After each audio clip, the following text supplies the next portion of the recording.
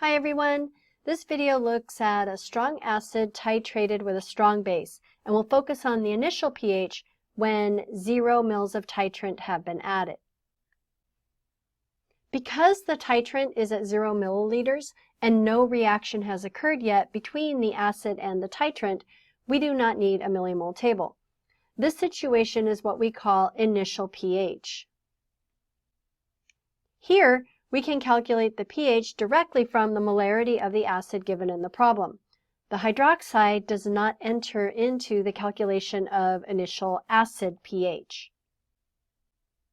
Taking a look at our example, we see that the titrant volume is at 0 milliliters, so that tells us this is the initial pH.